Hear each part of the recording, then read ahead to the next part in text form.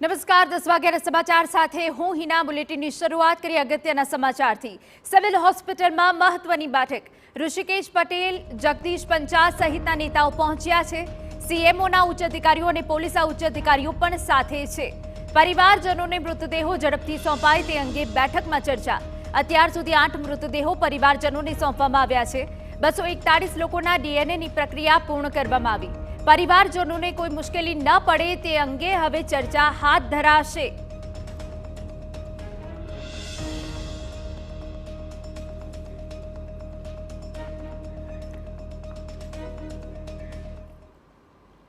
તો ઋષિકેશ પટેલ જગદીશ પંચાલ સહિતના નેતાઓ પહોંચ્યા છે સંપૂર્ણ વિગતે વાત કરવા અમારા સંવાદદાતા હરીન માત્રાવાડિયા જોડાઈ ગયા છે હરીન સ્વજનોને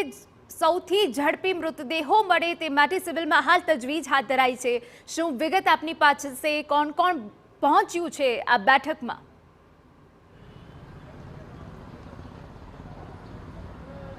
બિલકુલ એના જે રીતે જે પીએમની પ્રક્રિયા અને ત્યારબાદ જે ડીએનએ ટેસ્ટની પ્રક્રિયા થઈ છે ડીએનએ ટેસ્ટની પ્રક્રિયાની બાદની પ્રક્રિયા હોય છે ખૂબ જટિલ હોય છે થોડી લાંબી હોય છે તેને લઈને હવે એક મહત્ત્વની બેઠક યોજાઈ છે ને ખાસ કરીને સિવિલ હોસ્પિટલની અંદર સુપ્રિન્ટેન્ડન્ટની ઓફિસમાં બેઠક છે તે શરૂ થઈ છે ખાસ કરીને આરોગ્ય મંત્રી પણ હાજર છે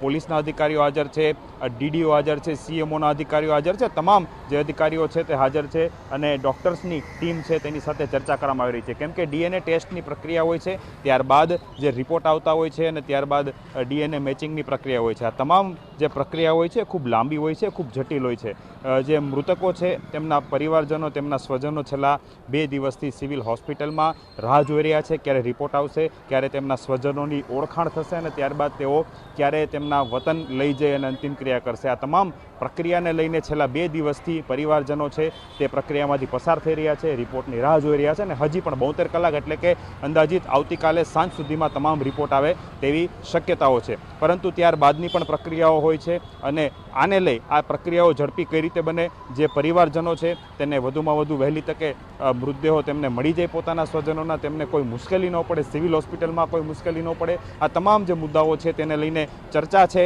તે ચાલી રહી છે બીજી વાત કરવામાં આવું તો તમામ જગ્યાઓની સુરક્ષા છે તે પણ સવારથી વધારી દેવામાં આવી છે સુપ્રિન્ટેન્ડન્ટ ઓફિસની બહારની વાત હોય પીએમ રૂમની બહારની વાત હોય કે બીજે મેડિકલ કોલેજની વાત હોય તમામ જગ્યાઓ પર ચુસ્ત પોલીસ બંદોબસ્ત ગોઠવી દેવામાં આવ્યો છે કોઈ પણ અનિચ્છનીય બનાવ ન બને પરિવારજનોને કોઈ પર સરળતા ન પડે તેની પૂરતી તકેદારી છે તે રાખવામાં આવી રહી છે અને ખાસ કરીને આ બેઠક છે હજી લાંબી ચાલશે ને ત્યારબાદ છે કઈ રીતે પ્રક્રિયાને સરળ બનાવી અને ઝડપી મૃતદેહ છે તે પરિવારજનોને મળી શકે તે પ્રમાણેની ચર્ચાઓ અને તે પ્રમાણેના મુદ્દાઓ છે તેને લઈને આગળ નિર્ણયો લેવામાં આવશે જી બિલકુલ આભાર હરીન તમામ વિગતો બદલ તો જે રીતે સીએમઓના ઉચ્ચ અધિકારીઓ પોલીસના ઉચ્ચ અધિકારીઓ પણ હાજર છે નેતાઓ હાજર છે પરિવારજનોને મૃતદેહો ઝડપથી સોંપાય તે અંગે આ બેઠકમાં ચર્ચા કરાશે અત્યાર સુધી 8 મૃતદેહો પરિવારજનોને સોંપાયા છે જ્યારે 241 લોકોના ડીએનએની પ્રક્રિયા પૂર્ણ કરાઈ છે